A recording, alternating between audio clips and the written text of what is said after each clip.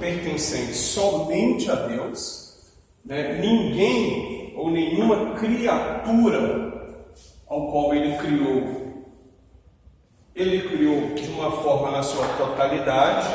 Nós vamos ver, por exemplo, que o próprio livro de Hebreus, quando fala dessa questão de criação, ele fala que, claro que ele está falando de Jesus, né? Mas ele fala que Jesus ele foi criado um pouco menor do que os anjos em questão de poder. Quando a gente olha para a questão de anjos na Bíblia, né, ou seres celestiais, a gente vai ver que os próprios seres que Deus criou, cada um deles tem uma determinada quantidade de poder ou de autoridade. Mas a gente vai ver que Deus nunca deu essa questão de todo o poder para um ser. Por quê? Quando falamos que Deus deu todo o poder, nós também estamos falando que Deus ele tem não somente o poder, mas ele tem o controle de todas as coisas, né? Os outros atributos fazem parte, mas em relação a esse poder, nós vamos ver que está muito ligado, essa palavra, muito à questão de controle. Não a questão de fazer, né, das suas criaturas um fantoche, não é isso. Mas a questão que tudo está como se fosse na palma da sua mão e nada sai ali do seu controle. A apostila ela diz o seguinte: tratando da onipotência de Deus, temos a seguinte descrição na língua hebraica, Shaddai, que significa todo-poderoso, onipotente, Shaddai, o todo-poderoso, sempre se referindo a Deus. Ou seja, essa palavra Shaddai, ela se refere exclusivamente e unicamente somente a Deus, aquele ao qual nós sabemos que é o Criador de todas as coisas.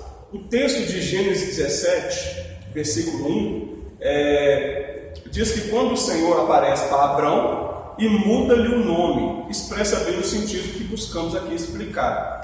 O texto ele diz o seguinte: sendo, pois, Abrão da idade de 99 anos, apareceu o Senhor a Abrão e disse-lhe: eu sou o Deus Todo-Poderoso, anda em minha presença e sê perfeito. A descrição desse versículo, né, Deus ele diz assim, eu sou, isso mesmo? Eu sou o Deus Todo-Poderoso. Senhor, meu querido, boa noite. Aqui, Todo-Poderoso aqui, a gente está vendo que é o... Cadê eu coloquei? Onde ele está com 2D, né? Aqui nós vamos ver que o Todo-Poderoso é Shaddai. Deus no hebraico é El. Por isso nós temos aquela simples palavra que chamamos de El Shaddai. O El Shaddai é o Todo-Poderoso, ou seja, tudo está em seu controle. Ele mesmo está se referindo: eu sou o El Shaddai, eu sou o Deus Todo-Poderoso. Aí ele fala uma coisa para Abraão, né? Anda na minha presença e seja perfeito. Se a gente for analisar o texto assim com profundidade, a gente vai ver que Deus está dizendo para ele o seguinte: olha, anda na minha presença. Qual é o sentido de andar na presença? Anda na minha frente, anda diante de mim. Ou seja, diante de mim, eu que sou todo-poderoso, eu tenho controle de todas as coisas que estão diante de você. Então eu sou o todo-poderoso. E esse todo-poderoso, essa onipotência, ela é tão interessante que, se nós olharmos no sentido aqui de filhos e pais, quando o filho, né, ele...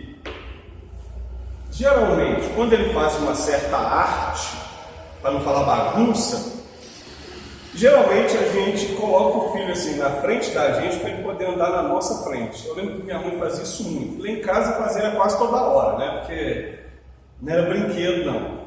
Minha mãe colocava assim, na frente dela, principalmente quando a gente estava na rua, o menino na frente dela, ou seja, anda na minha frente. Então qualquer coisinha que você andasse fora da linha, se você pelo menos virasse a cara para o lado, lá em casa era um pouco diferente, que a mão já atravessava assim, então você já sabia. Só que veja, mesmo a mãe da gente fazendo isso, qual que é o sentido de anda na minha frente? Ou seja, anda aqui, ó, diante de mim. Por quê?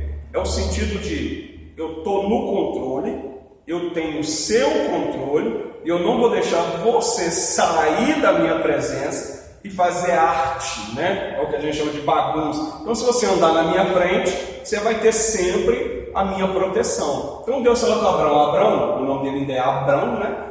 Abraão, anda na minha presença, ou seja, anda diante de mim. Você não vai nem sair do caminho, eu tenho o controle de todas as coisas, tenho o controle de você, e se você andar na minha presença, você vai ver que você vai ter vida. E, no entanto, depois a gente acaba vendo o resultado disso. Ô, Jeff, nós estamos na página 62, tá? Continuando o texto, diz assim, sobre o texto citado, Radmacher et al. Faz o seguinte comentário. O Senhor se revela a Abrão como o Deus Todo-Poderoso, o El Shaddai. E assim que ele se revela pela primeira vez, Gênesis 28, 3, Êxodo 3, 14 e 15, 6, 2 e 3. A palavra Shaddai é uma abreviatura da frase Shomer Daltot Israel, que significa guardião das portas de Israel. Então veja, a palavra Shaddai é uma abreviação, ok, de uma única palavra. E o significado da palavra é guardião das portas de Israel. Isto significa, entre outras coisas, que o El Shaddai é Deus Todo-Poderoso, o guardião e protetor do seu povo. E o interessante, esta palavra, Deus revela ela, literalmente, só para aqueles que se aproximam diante dele, só para aqueles que andam na sua presença, para aqueles que confiam em Deus. As outras nações, por exemplo, não conhecem Deus como o El Shaddai, como Deus Todo-Poderoso. Por quê? Essa designação dessa palavra, guardião e protetor do seu povo, o finalzinho, seu povo. Seu povo é uma coisa, a criatura de Deus é outra. Então não é todo mundo, ou todo ser humano, melhor dizendo, que tem esta noção de que Deus, porque é tão interessante que quando você fala de Deus para as pessoas, elas compreendem Deus só que muito limitado. Eles entendem mais ou menos assim: Deus criou o mundo, Jesus seu filho, Deus criou o ser humano, criou a natureza, tudo que tem, mas quando você pergunta algo mais, fica só, sabe, é como uma nuvem que passa assim. Aí você pergunta o que é mais sobre Deus?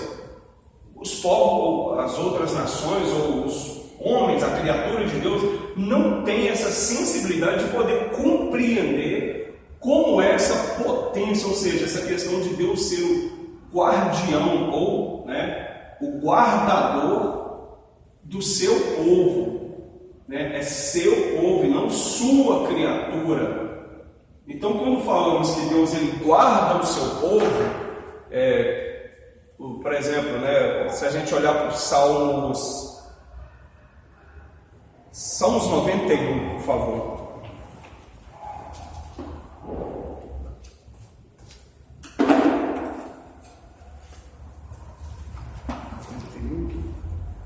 Isso, Salmos 91. É aquele. É aquele. Ele da página amarela. Não, esse aqui é da página amarela mesmo, né?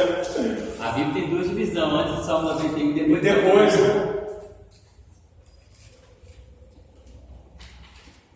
Salmo 91, ele diz para nós, aquele que habita, o que habita no esconderijo do Altíssimo e descansa à sombra do Onipotente, diz o Senhor: meu refúgio, meu baluarte, Deus meu, em quem confio. Pois ele te livrará do laço do passarinheiro e da peste perniciosa, cobrir-te-á com as tuas penas e sob suas asas estará seguro. Veja, esses simples 4 versículos aqui, já dá um entendimento de Deus no controle de todas as coisas, Deus guardando o seu povo. Principalmente quando ele fala, aquele que habita no esconderijo. Esse sentido de habitação, nós estamos vendo um sentido de proteção, um sentido de controle. Ou seja, anda na minha presença, por quê? Quando você anda na minha presença, você está andando na minha sombra. Né? Aquele sentido de, você está andando na minha sombra. Então, nada que vier sobre você vai te atingir, porque eu sou aquele que te guarda. Ou seja, eu tenho esse controle de todas as coisas. E ainda que venha alguma coisa sobre você, até isso Deus está no controle. Então, o sentido de ter Deus como El Shaddai, não são todas as pessoas que compreendem. Na verdade, talvez, né, eu não vou dizer isso aqui generalizando, mas talvez nós mesmos que estamos dentro da igreja, né, como um corpo, às vezes a gente encontra um pouco de dificuldade para compreender isso aqui. Essa questão de Deus estar no controle. Você vê que é uma palavra que a gente usa muito, principalmente na questão de enfermidade. Não, irmão, Deus está no controle de todas as coisas.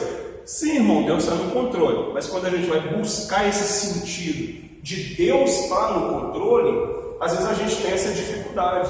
Por que ele está no controle? O que faz dele para ele estar no controle? Só porque ele é Deus? Deus por Deus, a Bíblia mostra que existe um monte de Deus. Mas a questão é, esse Deus ele tem um atributo ao qual nós chamamos de onipotência, onde ele tem todo o poder. E diga-se de passagem que o poder não é somente aquela coisa miraculosa. Se ele tem todo o poder, então o sentido de Deus estar no controle tem que fazer sentido para nós. Não é somente uma coisa que a gente vai repetir, culto após culto, ensinamento após ensinamento. Olha, irmão, não preocupa não, Deus está no controle. Ah, pastor, porque meu casamento está assim. Irmão, não preocupa não, Deus está no controle. Tem algumas palavras que as pessoas, né, repetem na igreja, elas já entram para a igreja, quem converte. Aí tem aquelas palavrinhas que elas vão aprendendo, igual a criança quando aprende a falar, né? Aí converte, aprendendo a falar, Deus está aprendendo a falar, está amarrado, Deus tem poder. É isso mesmo. São as palavras que a gente aprende mesmo. Mas a questão é o sentido dela, a raiz dessa palavra. Por que Deus está no controle? Não basta eu dizer somente que Deus está no controle, porque Ele é Deus. Interessante, pastor, quando a maioria dos cristãos, quando usa para Deus está no controle, é só para coisa ruim. Só para coisa ruim. Porque quando ele está cheio de dinheiro, ele não quer que Deus esteja no controle. É ruim, Deus não está no controle. O cara chega mal, fala, Deus está no controle. Eu falo, não, se Deus está no controle, amigo, ele vai levar esse dinheiro para outro lugar. Agora, a maioria das vezes a gente pega essa palavra só quando o negócio está ruim. Não, estou tranquilo, porque não, Deus está no controle. Né? Perdeu o emprego, Deus está no controle. Deus está no controle. Conseguiu um empregão bom, não, agora deixa comigo. Isso aqui é porque meu currículo é bom, isso aqui é porque eu estudei, eu falo 4 línguas. Não, Deus está no controle. Sejam das coisas boas, sejam das coisas más. Se olharmos, né, depois o próprio Gênesis 17, você vai ver que Deus ele vem, muda o nome de Abraão passa para Abraão e faz ele uma promessa. Porque Abraão agora já tem uma compreensão, ou Deus quer revelar para ele uma compreensão de um Deus muito maior que ele ainda não conhece. Aí Deus vem e faz aquela famosa promessa: vou te dar um filho, mesmo na sua velhice, porque eu vou te provar que eu estou no controle de tudo aquilo que eu criei. Ou seja, sua esposa é velhinha, não tem desejo mais não, isso não é problema nenhum para Deus, sabe? Ah, Deus, mas e agora? Já tem 99 anos, Deus, como é que eu vou fazer? Abraão, deixa eu te explicar, meu filho, não tem nada impossível para mim. Tem um texto, acho que em Jeremias, se eu não me engano, Deus diz assim: quem é que criou o surdo? Quem é que criou o mudo? Quem criou a boca do que fala? Eu, Senhor, criei todas as coisas. Eu sou tanto que fere quanto que sara, tanto que abre a ferida quanto que fecha a ferida. Eu sou o Senhor teu Deus. Acabou. Ou seja, é o El Shaddai, é aquele que está no controle. Então por isso que eu falo, às vezes as pessoas, né, isso acontecia muito quando eu era do outro ministério. Às vezes as pessoas vinham conversar comigo, pastor, e assim, era uma coisa meio estranha. Sempre vinha conversar comigo, perguntando se Deus estava no controle de situação que era problema. Teve uma que, né, veio perguntar se o fato do filho dela ter nascido com problema, né, porque essa é a palavra que se usa, filho com problema, se Deus estava no controle disso. Aí eu falei, irmã, como assim? Você quer saber se Deus está no controle pelo fato de seu filho ter nascido com problema? Ou seja, com deficiência? É isso que você quer saber? Pastor, porque o filho de todo mundo, só o dedo não teve, não. Eu falei, irmã, o filho de todo mundo nasce com saúde, mas não, você está enganada. Não é o filho de todo mundo, não. Mas deixa eu falar para você, tem muitos filhos perfeitos que nascem, mas que quando alcançam a maturidade, são trevas na vida da mãe e do pai. Então cuidado, talvez você está falando que o seu filho tem problema, mas talvez o controle de Deus quer revelar a você e a sua família ou a outras pessoas um poder tão grande dele, para que o poder dele alcance outras pessoas. E talvez você não saiba. Aí olha como são as coisas. Teve uma das capelanias que eu dei aqui, que uma pastora que estava aqui, eu estava falando de alguns assuntos, e acabou que eu vim falar assim, sobre pessoas que têm deficiência, alguns graus de autismo, deficiência de Down, algumas coisas desse tipo. Aí acabou que a pastora falou assim: pastor, eu tenho um filho, hoje o filho dela já tem uma idade já de adulto, né? Eu tenho um filho autista, inclusive é um grau altíssimo que o dela tem, e ela começou a me contar a história, não para mim, para todos, né? E ela falou assim que quando ela coloquei esse menino na escola, nosso Deus, aí começou a batalha. Aí eu falei assim: pastor, eu orava, levava ele para a escola. Dali meia hora a escola me ligava para poder buscar meu filho. E eu entrei numa luta com isso. Porque eu queria mostrar para a escola que o meu filho, pelo fato de ele ter autismo, isso não fazia dele nem melhor nem pior do que ninguém. Pelo contrário. Tem certas qualidades, pode ser, meu querido, boa noite. Tem certas qualidades, por exemplo, que um autista tem, que um ser humano normal não tem. Ok? Falei, ok. Aí quando fomos descobrir, Cris, o menino fala 3 línguas. É autismo. Fala 3 línguas. Aqui, ó. 3 línguas. E aqui, ó. 3 línguas fluente. Fala, escreve e lê. É fluente. Não é aquela coisa assim, to be, to have, não. É o inglês, assim, aquela coisa natural. É inglês, espanhol e francês. O nosso português eu nem falo, né? Então, inglês, espanhol e francês. Aí você fala, como que foi? Bem, a escola, ela virou um referencial, depois que esse menino passou lá, porque ele foi o primeiro autista da escola. A escola virou um referencial em atendimento, em educação, por quê? Depois que isso aconteceu, e ela passou literalmente a ir na escola todo dia, e a orar com professores, diretores, secretárias, começou a descobrir que mães, professoras, tinham filhos autistas em casa, mas não sabiam como lidar com os filhos e nem levavam os filhos para a escola. Aí ela começou, através de um testemunho, de uma oração, falando que Jesus estava no controle, o negócio inverteu, mudou completamente. Não o filho dela. Não curou o filho dela, o filho dela continua autista, de um grau elevadíssimo, mas é uma pessoa que ela fala assim: Leandro, se você é aquele tipo, ó, muito barulho, palmas, aquelas coisas para tirar assim, não, pode esquecer que você não vai chegar nem perto. Mas a questão é, se você souber como chegar perto, é diferente. Aí eu falei com ela: realmente, Deus está no controle de todas as coisas. A questão é, nós precisamos entender esse controle, porque esse controle tem um propósito maior. Por quê? Esse propósito maior, aí a gente vai ver que esse controle aqui, ele passa para o atributo comunicável, porque o homem, ou criatura nenhuma, Deus dá esse atributo diretamente para ninguém. Porém, esse atributo a gente depois vai ver ele aqui no atributo comunicável, para então Deus realmente dar ao homem. Porque o homem, por exemplo, tem poder. Nós temos poder de muitas coisas, mas nós não temos todo o poder. E acredito que de todas as criaturas que Deus criou, pelo menos em relação à terra, nós somos os que menos temos poder. O que nós temos é domínio. Poder por poder, nós não temos poder nenhum. Nós precisamos de poder. Agora, domínio nós temos. Gleice, nós estamos na página 63. A leitura, na 63, diz assim: já em relação ao grego, a palavra é descrita como Pantocrator. E aparece nas seguintes passagens bíblicas no Novo Testamento. Claro que eu não vou ler tudo, né? Essa de 2 Coríntios 6,18 diz assim: eu serei para vós pai, e vós sereis para mim filhos e filhas, diz o Senhor Todo-Poderoso.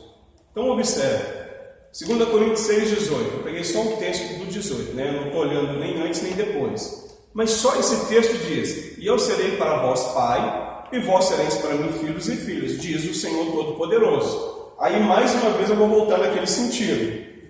Você é filho? Então Deus vai fazer com você do mesmo jeito que Ele fez com Abraão. Anda na minha presença, seja perfeito. Porque você como filho, eu serei para você um pai, você será para mim um filho. Quem está te falando isso? O Deus Todo-Poderoso. Então toda vez que a gente lê esse Deus Todo-Poderoso na Bíblia, o que a gente tem que entender? Nós estamos falando de um Deus que está no controle, de um Deus que é o El Shaddai, e que o atributo dele, que é a onipotência, está literalmente atrelado à questão de controle. Mais uma vez, controle não é uma questão de fantoche, mas é uma questão de tudo estar na mão dele. Ou, em outras palavras, é só a gente pensar.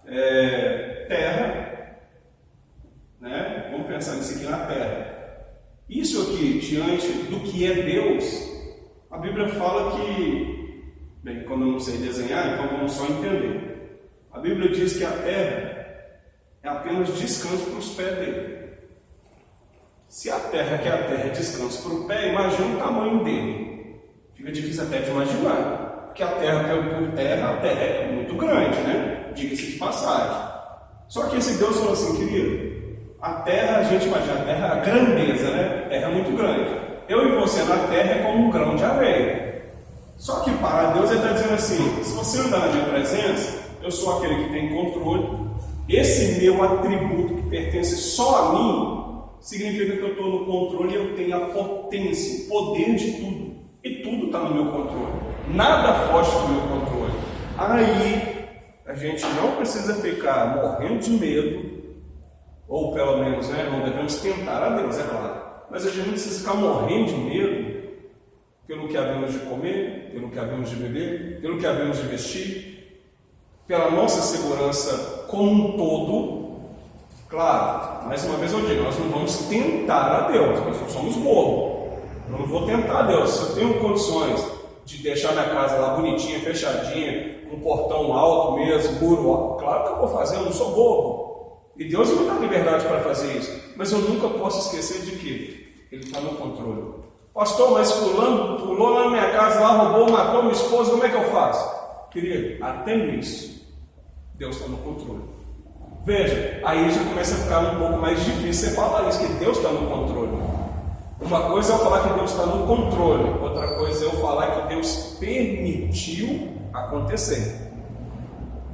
Deus está no controle de todas as coisas, nada foge diante dos seus olhos. É aquele sentido dos 7 olhos de fogo, ou seja, são 7 olhos que percorrem toda a terra, está no controle de tudo. Gente, vocês podiam falar um pouquinho. Vocês ficam só me olhando, não fala nada. A turma de segunda-feira fala por nós, fala de Nossa! a turma de segunda é A turma de segunda fala. Nossa Deus! a Sandra sai falando e volta falando. Você fala muito. Mas no início também era assim também. No início não falava nada. No início era assim, ó. Aí depois também, na hora que começou, parou mais um. Mas pelo estilo daqui não vai. Querido, Apocalipse 11:17. Eu estou pulando alguns aqui, tá? Só para não precisar da gente ler tudo. Apocalipse 11:17 diz assim, ó. Dizendo, 2 pontos. Graças te damos, Senhor Deus Todo-Poderoso, que és, e que era, e que há de vir, que tomaste o teu grande poder e reinaste. Veja, sobre aquele que era, que é e que há de vir, a Bíblia fala que é Jesus. Olha que interessante. Toda vez que você olha para a Bíblia, principalmente no livro de Hebreus, fala que ele é o mesmo ontem, hoje e eternamente. A Bíblia, quando fala sobre o que era, o que é e o que há de vir, a Bíblia está relacionada a Jesus. Aí quando você pega Apocalipse 11:17, diz: graças te damos, Senhor Deus Todo-Poderoso. No Antigo Testamento, quando você fala Deus Todo-Poderoso, o entendimento é de quê? Aquele Deus que criou todas as coisas e aquele Deus que se revelava ao seu povo através de um sacerdote, de um profeta. Não expressamente o Espírito Santo ou Jesus, mas Deus como um todo. Mas quando você chega em Apocalipse, estamos falando já de Novo Testamento, você vai ver que a Bíblia está falando de Jesus, porém utilizando as mesmas palavras do Antigo Testamento. Deus Todo-Poderoso. Só que Deus Todo-Poderoso, quando olhamos para a Bíblia, se a gente não tomar o cuidado, a gente vai relacionar essa palavra somente a Deus o Pai. Só que Apocalipse está falando de Jesus o Filho. Então, em Apocalipse está dizendo assim, que Jesus, sendo o Filho, ele também é Deus Todo-Poderoso. Pastor, essa questão de nome, vocês têm muito na cabeça sobre o nome de Jesus? Não sei se você vai ter informação, mas tem essa brilhante ideia, eu sei, de transliterar, não sei se é a palavra, o nome de Jesus. Porque se eu for para outro país, eles vão enrolar a gente vai falar meu nome. Eu, cristiano, sei lá. Eles não falam, não, se eu vou fazer um outro tipo de nome aqui, igual Jesus, né? Igual a gente sabe que é Yeshua, né?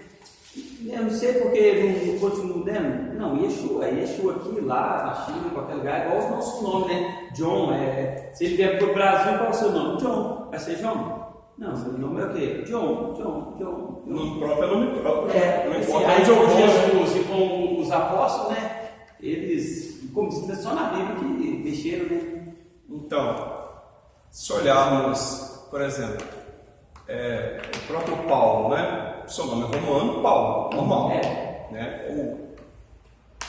Mas quando a gente olha para o seu nome, não é Saulo, é Saul, ou propriamente falando, é Shaul, né? É o mesmo Saul de Saul que a gente conhece. Aí eu pergunto, por que o Saul é Saul mesmo e o Saulo, aí já começa a mudar. Saulo. Mas o Saul também é Shaul, a mesma coisa é o Saulo que a gente conhece. O nome dele não é Saulo, é Shaul ou Saul, como a gente conhece. Se a gente olhar outros nomes, é a mesma coisa. Aí você olha para Jesus. Gente, por que não deixou o nome dele? Não sei onde começou, né? Nome, por que não deixou? Aí tem um detalhe. Quando a gente vai, ou quando a gente volta, né, na questão dos escritos, a gente vai ver que os escritos do Novo Testamento, propriamente falando, você pega um escrito, está em grego, e do grego ele foi escrito para o latim. Do grego ele foi escrito, não, isso mesmo, 70, ele foi escrito em latim, depois latim teve a questão de traduzir ele para outras línguas. A questão é, quando se lia, ao invés de colocar um nome, aqui eu estou falando de uma forma bem grosseira, né? Ao invés de colocar o nome na sua íntegra, colocava principalmente o som que aquele nome emitia. Se você pegar, por exemplo, no latim, o nome, na verdade, não é nem Jesus como a gente conhece. Você vai ver lá, Jesus. Quando você tira do latim, você tem que levar esse nome para o inglês. Porque a nossa tradução, que é português, não vem direto do latim, ela vem do inglês. Aí você vai para o inglês. Você chega no inglês, aí você vai assim, bem, o inglês vai né, dar uma... Você chega lá no inglês, é Jesus. Aí você fala, e o Jesus, onde fica? Não, fica só lá no latim. Mas o Yeshua. Eles não quiseram aprender a falar o nome, só na pronúncia. Só a pronúncia. Aí você olha lá no Yeshua, que propriamente falando a gente fala Yeshua, mas não é bem Yeshua, porque aí também tem esse problema. Eu não sei falar o correto mesmo no hebraico. Aí tem esse detalhe. Yeshua, aí vem. E como é que se escreve Yeshua? Será que realmente é com o famoso Y? SH, será que é assim mesmo? Aí tem esses detalhes. É claro que quando você pega questão de tradutor, os eruditas, né, propriamente falando, você vai ver muita divergência entre eles mesmo. Yeshua e Yeshua colocam um acento, só que quando você vai para a língua hebraica, o acento na língua hebraica é diferente. Você pega e escreve um Yeshua no nosso português, você vai estar um acento de todo tamanho, atravessado. Não, os acentos na língua é diferente. Você pega, por exemplo, o nome dele. O nome dele é hebraico? É. Só que Jesus falava mais aramaico do que propriamente hebraico. Aí você pensa, peraí, eu estou falando com um homem que é judeu, mas que fala mais aramaico.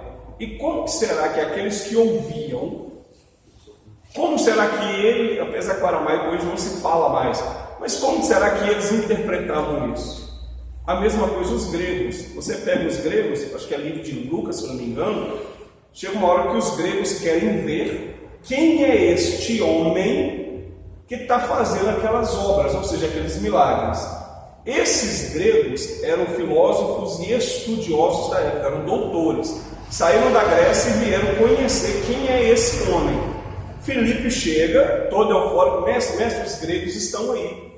Ou seja, os donos do mundo, cultura, está aí para te conhecer. Porque os gregos procuravam sempre um semideus, um homem diferente, um homem que tinha contato com os deuses. E a fama de Jesus, ela percorria. Então veja, saíram da Grécia para poder vir conhecer Jesus aqui em Jerusalém. Só que quando ele chega, Jesus fala assim com Filipe. E se fosse hoje, Filipe tinha saído da igreja.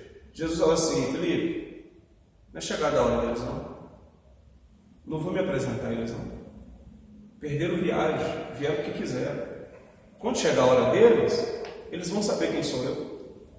Aí agora imagine como que esses gregos levaram a notícia para a Grécia. Qual o nome que esses gregos deram lá na Grécia sobre um homem que na verdade ele não quis nem se apresentar? Só que a fama dele era demais. Então quando chega lá na Grécia, provavelmente deram um outro nome para ele. Então essa questão de nome, é questão minha. Eu acredito, não é que Deus não leva em consideração, mas eu acredito que faz um sentido quando a gente olha para a Bíblia e você vai ver que o próprio Deus, por exemplo, dá muitos nomes ao nosso próprio Jesus. Por exemplo, a Bíblia chama Jesus de semente, chama ele de a palavra, chama ele de verbo. São nomes que está relacionado a ele, não prono próprio, né?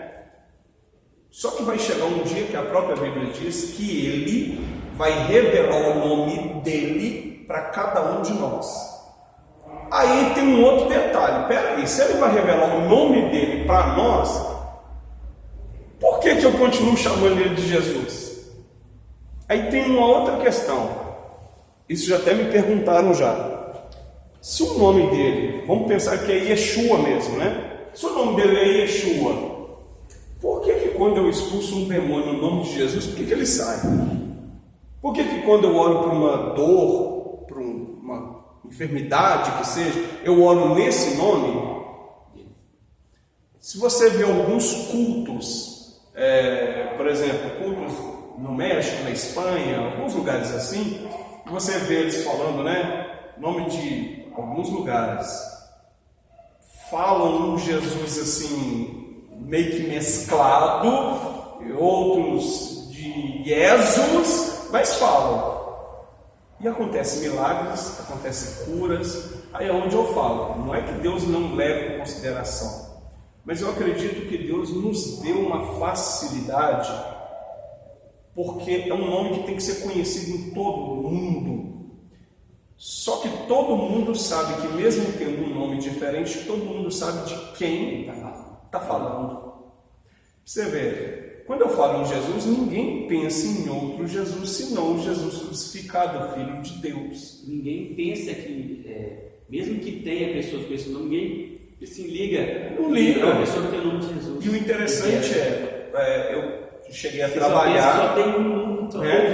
Eu cheguei a trabalhar e cheguei também a estudar com alguns que na escrita era Jesus. Só que quando você pronuncia, e eu lembro disso perfeitamente, o primeiro Jesus que eu estudei com ele, quando eu fui chamar ele de Jesus, hoje eu entendo, ele me repreendeu. Eu falei, não, meu nome não é isso, meu nome é Jesus. Aí mas está escrito Jesus, não, meu nome é Jesus. Aí com o tempo que você vai entender, mesmo tendo essa escrita que é a mesma coisa, quando você chama a pessoa de Jesus, meu irmão, a pessoa ela meio que fica constrangida. E tem um forte isso que ninguém tem, vamos dizer assim, ninguém. A grande maioria não tem essa ousadia de colocar o nome do filho. Não. Com essa intenção, Com essa intenção. Eu vou colocar Jesus, porque Jesus, a gente coloca, vou colocar Paulo foi um grande homem, vou colocar Lucas. Pensa em qualquer outro personagem. Vou colocar o nome de Jesus, porque Jesus é o Filho de Deus e tal. Mesmo eles. Ninguém vai ter essa ousadia, né? Você coloca muita ousadia, né? Diga-se de passagem, é muita ousadia. Meu Deus do céu. A gente finaliza agora em Apocalipse 16, 14. 16, 14 diz assim: porque são espíritos de demônios que fazem prodígios, os quais vão ao encontro dos reis da terra e de todo o mundo, para os congregar para a batalha naquele grande dia do Deus Todo-Poderoso. Aí veja, o grande dia do Deus Todo-Poderoso, a batalha, na verdade não é contra o Deus que a gente faz, o Deus Pai. A batalha é contra o Filho. Mas até a palavra já mostra que o Filho também tem o mesmo nome do Pai. Isso depois a gente vai ver em teontologia na segunda parte, que é a questão dos nomes de Deus. No último parágrafo, diz o seguinte: examinando o dicionário de Wycliffe, pode-se encontrar a seguinte interpretação sobre o tema apresentado, onde há uma descrição sobre o tema referido não ser descrito nas Escrituras. Ou seja, qual termo? Esse simples termo aqui, a gente não vê onipotência, onisciência e onipresença. Esses nomes a gente não vê na Bíblia. Assim como a gente não vê trindade e muitos outros. Mas, por exemplo, o próprio Salmo 91 que nós lemos, a gente compreende o quê? Uma questão de onipotência. Diz o seguinte: este é um termo teológico que se refere ao poder ilimitado de Deus, apesar de não ser encontrado na Bíblia Sagrada. Embora não exista palavra no hebraico a qual corresponda exatamente, El Shaddai, ou Shaddai, que tem 48 vezes no Antigo Testamento, é traduzido como Deus Todo-Poderoso. Provavelmente significa Deus da montanha, ou Deus das montanhas, com montanha significando a majestade ou a sua força, e sendo o lugar onde Deus mostra o seu poder em grandes tempestades. Yahvé Sabaoth, Elohê Sabaoth, aproximam-se do significado do termo, referindo-se ao Senhor dos Exércitos ou Deus dos Exércitos, uma vez que nos tempos antigos os potentados eram conhecidos pelas posições e pelo número de seus séquitos e exércitos. Era uma designação muito apropriada de Deus ao povo ao Antigo Testamento. Agora veja, quando olhamos para a onipotência, nós sabemos que todo o poder está relacionado a Deus. Ou seja, nada é impossível para Deus, correto? A gente diz isso, não diz? Porque o seu atributo, quando a gente junta, até voltando aqui, onipotência, onisciência e a sua onipresença, quando a gente junta principalmente esses três, que são os mais falados, a gente fala assim: tem alguma coisa impossível para Deus? O que a gente responde? Não tem nada impossível para Ele. Mas aí eu digo para vocês: tem certeza que não tem nada impossível para Deus? Impossível. Ou a gente só volta a repetir palavras que a gente aprende? Impossível que limita.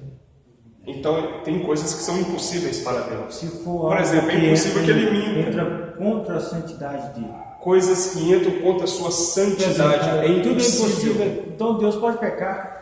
Deus É pode... impossível. Compreende? Então, olha só. Quando eu falo assim, nada é impossível para Deus. vamos entender em qual sentido que eu estou dizendo isso. Porque nada é impossível para Deus desde que aquilo não venha contradizer os seus atributos. Deus pode pecar? Não, não pode. Então significa que nem tudo é impossível. Deus pode fazer alguém pecar? Gente, isso tem um problema na outra. Nosso Deus. Jesus amado. Deus pode fazer alguém pecar? Não. Deus pode tentar alguém? Não. Deus pode mentir? Não. Deus pode ir contra a própria palavra que ele acabou de dizer? Também não. Aí você fala, então peraí. Então não é bem assim não, hein? Porque a gente tem um costume, como a gente falou antes, a gente tem um costume de repetir muitas palavras, mas às vezes a gente não compreende o sentido dessa palavra. Quando eu olho para esse Deus que é onipotente, tem todo o controle, eu preciso entender, esse Deus pode mentir mesmo tendo todo o poder? Não, esse Deus não pode mentir. Esse Deus, ele adorar ele, não. Ele pode obrigar? Porque senão todos iriam para o culto com aquela... Não, isso seria um trem bem esquisito, né? Imagina, fábrica de fantoche. Veja, ele tem todo o poder, tudo está no controle, ele é. Só que mesmo assim tem algumas coisas que é impossível ele fazer. E é justamente pelo fato de ser impossível que nós entendemos que ele é Deus. Quando a gente fala assim, nossa, Deus pode mentir? Não, Deus não pode. Mas como assim Deus não pode mentir? Não, Deus não pode mentir. O que ele falou é verdade. Não, então, peraí, se Deus não pode mentir, então significa que ele não pode fazer todas as coisas. Então, se alguma coisa vai contra os seus atributos ou contra o seu caráter, propriamente falando, isso é impossível de Deus fazer. Então, só que quando a gente está relacionando essa palavra a Deus, essa palavra ela não soa muito bem não, porque fica parecendo que está faltando alguma coisa em Deus. Tipo assim, esse Deus não sabe fazer isso não? Então, quando a pessoa ora, está fazendo a falcatrua e ora, aí é impossível se abençoar, irmãos. Aí você vai me desculpar, mas não vai ter. Gente, tem muitas pessoas que... Nossa, não fala não. E fala não, porque... Aí é impossível Deus abençoar, velho. Gente, tem tanta coisa que é impossível Deus fazer que é... Nossa! Aí eu passo dentro. O quê?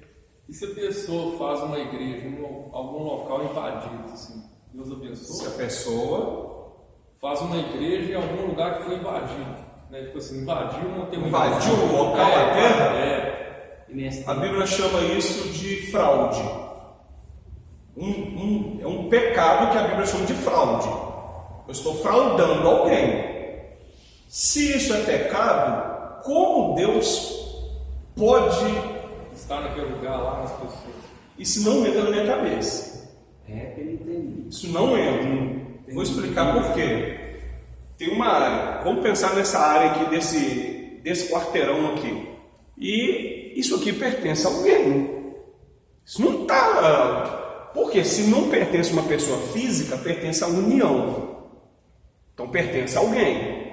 Ou você é um MST da vida, né, que é um movimento assim, diga-se de passagem, que sem terra não tem ninguém, né, que eu nunca vi cara que é sem terra e andar com um carro de 200 mil. Ele tem terra, mas tem Ele só não tem terra, mas tem uma picape de 200 mil. Aí você fala, gente, vamos invadir.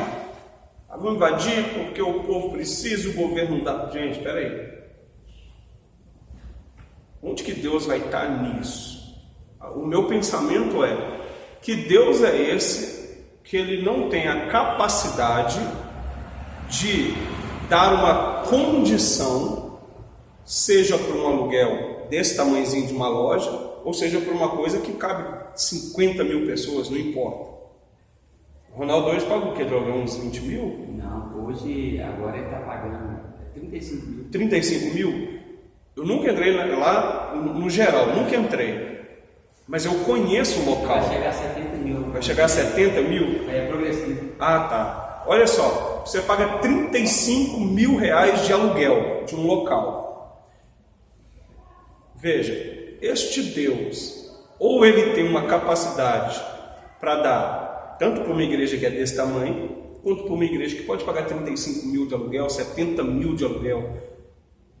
Mas também é o mesmo Deus que pode simplesmente trazer um empresário para uma igreja desse tamanhozinho, que tem um hectare aí em algum lugar e que simplesmente pega, passa no papel. Se a gente olhar, eu gosto muito disso, Jeff, que você falou, porque você olha para o livro de Jeremias, Deus manda Jeremias comprar um campo em Anatote, que na verdade é de um parente dele, só que o campo não valia nada. Mas se você olhar naqueles dias o que era aquela cidade, que era uma cidade que estava sendo tomada, então nada ali valia mais. Então você poderia, literalmente, entrar e utilizar daquilo que não era seu. Só que Deus falou com Jeremias, não, pega o seu dinheiro, compra um campo. Não vale nada. Por quê? Não vale nada, mas vai pagar o preço justo. Preço justo. Papel passado. Se eu não me engano, é do primo do tio dele que ele compra. É papel passado. Só que Deus explica. Daqui um tempo, eu voltarei. E daqui um tempo, esse mesmo povo estará aqui, ou seja, eu vou restituir aqui, ó. Só que tem que ser de papel passado, não é simplesmente chegar e... Então eu não acredito, Jefinho, baseado no que eu conheço da palavra, ok? O que eu conheço da palavra. Se alguém falar comigo assim, irmão, a igreja aqui, a história é antiga porque Deus abriu a porta e a gente invadiu. Deus abriu a porta e você invadiu, irmão? Não, peraí, isso é fraude. Você está fraudando, você não pagou o dono da terra, ele não te autorizou. Não tem, né, documentação. Você não te autorizou, meu irmão? Peraí. É claro que uma coisa não tem nada a ver com a outra, mas ao mesmo tempo tem. Você está passando a BR, caiu lá um caminhão de carne lá, um caminhão de iogurte. Você para o seu carro e enfia iogurte até no teto. Chega em casa e quer que seu filho passe bem. Ô, meu irmão, e depois você ainda pede o pastor para orar, o pastor, meu filho está passando mal. Peraí, mas você está defraudando alguém.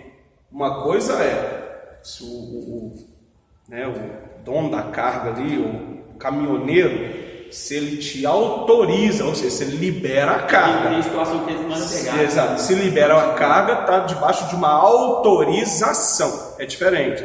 Então veja, ô irmão, e essas cadeiras que estão aí na igreja aí? Não, era ali do boteco, ali o boteco fechou e passou e pegamos tudo.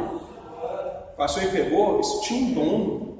Meu irmão, vamos ser justos, vamos ser honestos, porque nada foge do controle. Aí eu volto a perguntar, que Deus é esse que te manda abrir uma igreja, uma obra, e Ele mesmo, que é o dono, Ele não vai te dar o que é necessário para você manter essa obra? Peraí, está errado. Isso está errado. Então veja, não, começou um trabalho em casa. Uma célula, um ciclo de oração, que seja. Comecei em casa, mas dali 2, 3, 5 meses, Deus mandou ir para uma loja. Meu irmão, se Deus mandou, você pode ter certeza, Deus já está mandando o dinheiro do aluguel, já está mandando a cadeira, Deus já está mandando tudo. Ele é El Shaddai, eu preciso entender que Ele está no controle. Abraão, sai de sua terra. Beleza, Senhor, eu vou para onde? Você vai para a terra que eu vou te dar. Você vai para a terra que eu vou te dar. Claro que depois a gente vai ver que só acontece, põe anos nisso. Só que tem uma coisa muito interessante. Abraão chega numa terra, se eu não me engano, a terra de... Esqueci o nome agora. Esqueci o nome, desculpa. Um dos requisitos para você falar que era dono da terra, ou propriamente que você estava fazendo morada naquela terra, a primeira coisa que você precisava ter um cemitério. Observe que quando a mulher de Abraão morre, a Sara, olha que coisa interessante. Abraão, ele vai enterrar Sara. Morreu, tem que ser enterrado. Mas veja, o que ele faz? Ele compra. Ele não aceita de graça. Diga-se de passagem que ele é famoso já é um senhor de barba, já tem um filho, servos, camelos, tem tudo. Só que os donos da terra, meu amigo, vê ele como, vamos pensar assim, como um faraó do deserto. Só que aqui, ele olha e fala assim, não posso fazer isso não, por quê? Porque eu entendo que essa terra aqui é a terra que Deus tem me dado. Só que a terra que Deus tem me dado não vem de graça.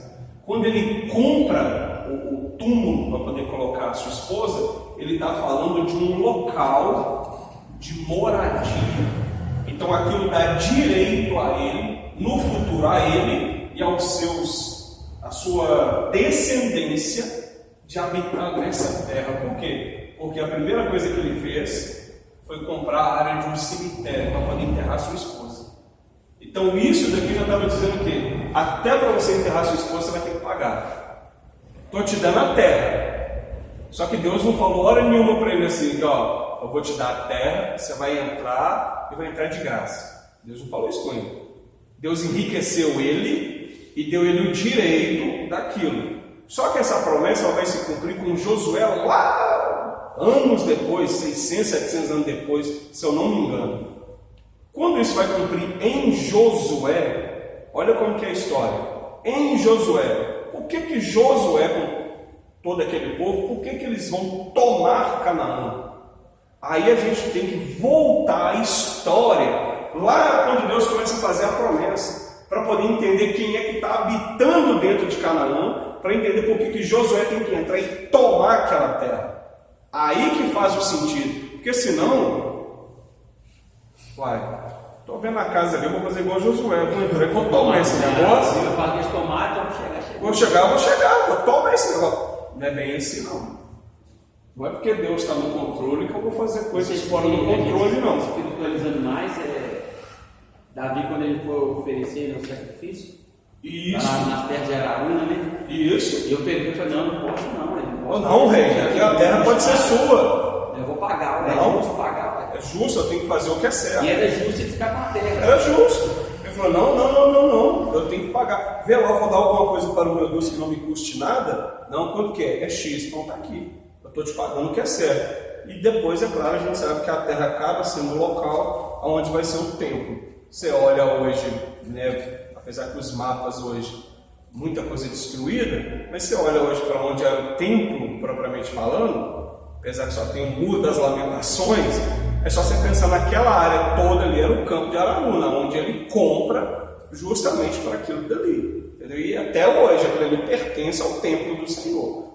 Queridos, voltando para a apostila, diz assim: aprendemos pelas Escrituras que pelo seu poder Deus criou o mundo e tudo o que nele há, sejam as visíveis ou as invisíveis. Por seu poder faz milagre.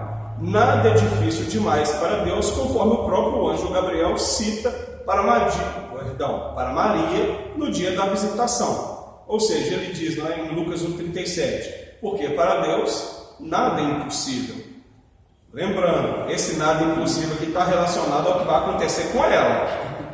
É o que vai acontecer com ela, porque tem coisas que é impossível para Deus, ok? Nenhuma situação está fora de seu poder e ninguém, seja qualquer criatura que possamos imaginar, ainda que somado todos eles, poderá ser mais poderoso do que ele. Jeremias 32:17, na NVI, né, nova versão internacional, diz: ah, soberano Senhor, tu fizeste os céus e a terra pelo seu grande poder, e por teu braço estendido, nada é difícil demais para ti. Gente, numa boa, se a gente parar para pensar, deixa eu só fazer aqui, como eu sou ótimo desenhista, né? Vamos pensar só numa coisa aqui, ó. Terra, lá em Gênesis, né, na divisão lá das coisas lá. Terra onde a gente habita, né? Aí você tem aqui a questão do céu. Aí a Bíblia vai dizer que aqui Deus fez separação das águas, né? Rios, oceanos e tal. Só que aqui acima dos céus, ou seja, acima do firmamento, a Bíblia diz que Deus também fez o quê? Separou. Existe como uma abóboda d'água, como um anel assim, de águas acima do céu. Eu não estou falando de chuva, não. Aqui no céu tem nuvens, essas nuvens, chuva, desenho muito, né? Se eu colocar para exemplo aqui, por exemplo, um olhinho, né? E chorando ainda. Buraco negro, né? É buraco negro.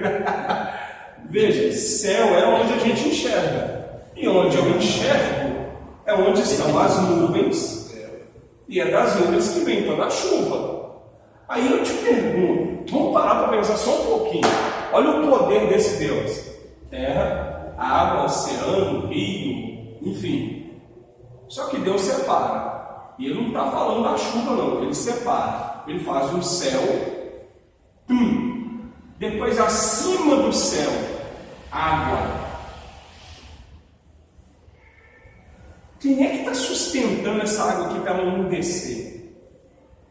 Aí você tem aqui nuvem. Por que ainda não tinha chuva? Aí depois, isso é lá de Gênesis, lá não compete agora a gente entender isso.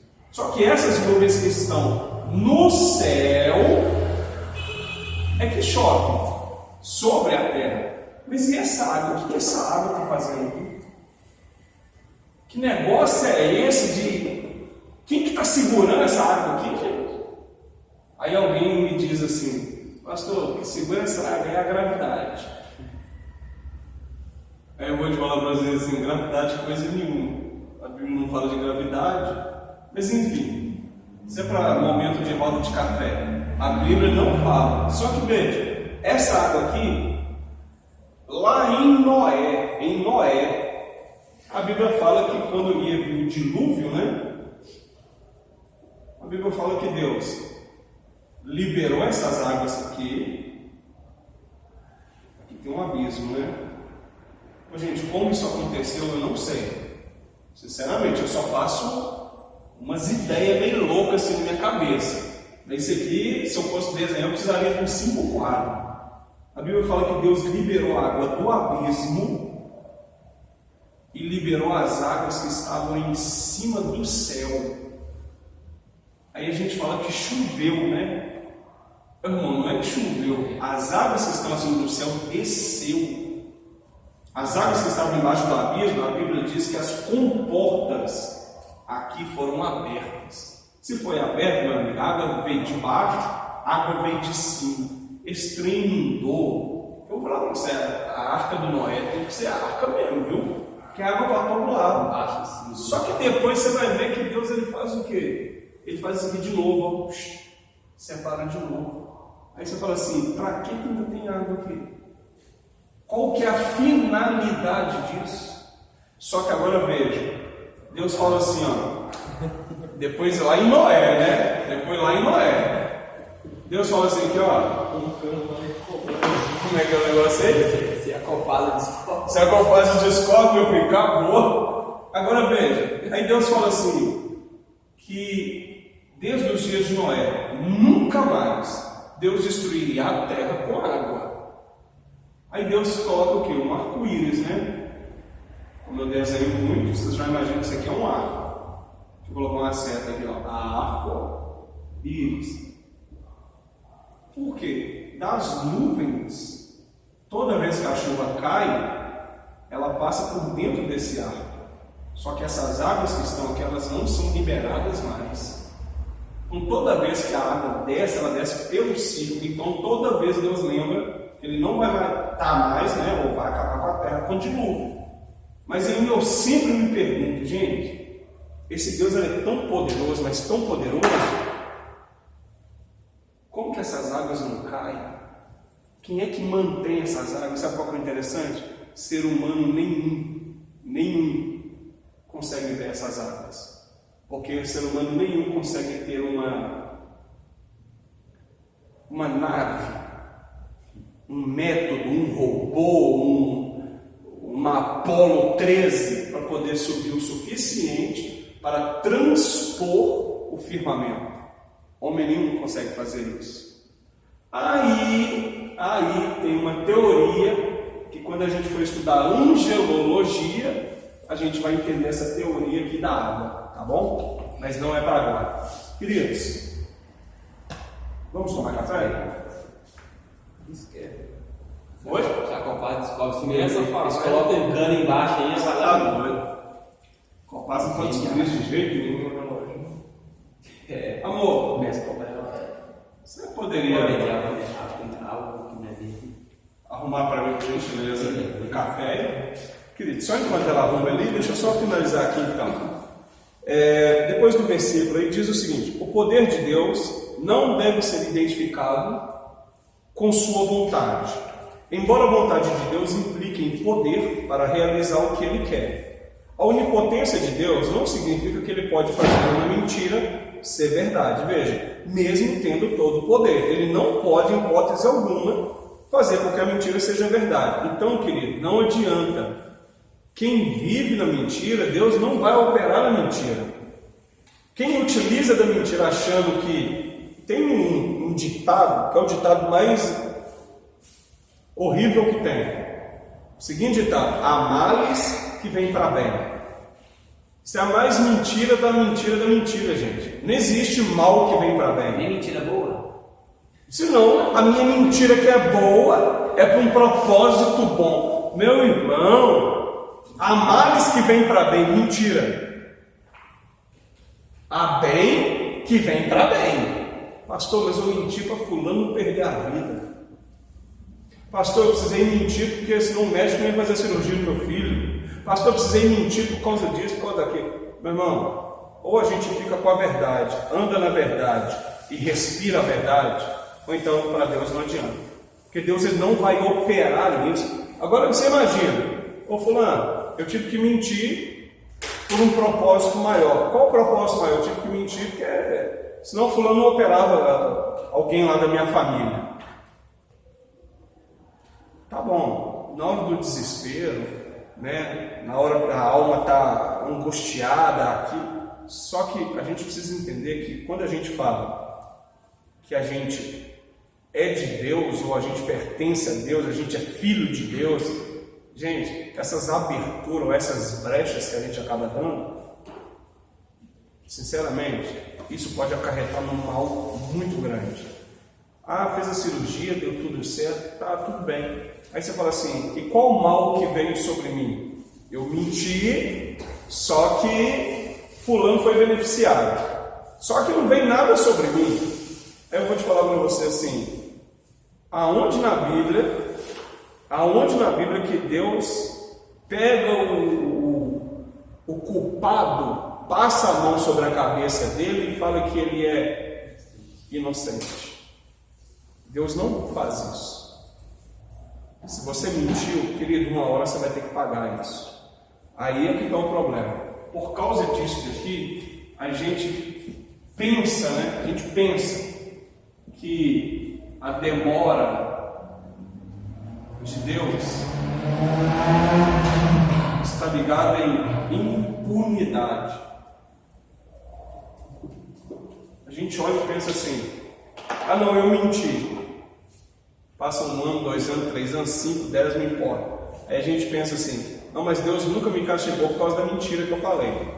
Aí a gente pensa o quê? Que a demora de Deus em castigar a gente está ligada em impunidade. Então o que a gente pensa? Deus nunca vai me castigar. Ou Deus nunca vai permitir que alguma coisa venha sobre mim por causa daquela mentira. E outra pessoa que fala a verdade, vem alguma coisa errada aqui e fala, tá vendo aí?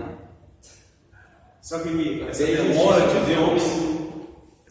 de Deus, a gente às vezes, a gente pensa que essa demora de Deus é como se Deus tivesse esquecido. Só que Deus não se esquece de nada. Não tem como. Uma hora, aquilo que você acha que é uma impunidade, uma hora ela vira juízo. E não importa. Por quê? Pastor, mas eu pedi perdão. Meu irmão, uma coisa é Deus te perdoar pelo pecado que você cometeu. Só que você vai ver na Bíblia que Deus não perdoa a consequência do pecado que a gente cometeu. Olha só, Deus perdoa o meu pecado, mas a consequência do meu pecado Deus não perdoa. O problema hoje, provavelmente, da igreja, quando a gente fala muito sobre pecado, é só eu pedir perdão a Deus que Deus me perdoa. Meu irmão, verdadeiramente, a Bíblia fala isso, que Deus ele vai te perdoar. Mas tem uma coisa que a Bíblia não fala, que Deus vai perdoar a consequência do seu pecado. Eu nunca vi Deus perdoar a consequência de pecado. Mas uma coisa eu já vi, Deus perdoar o pecado, consequência não. Cris, então vamos ali dar um cafezinho, para a gente poder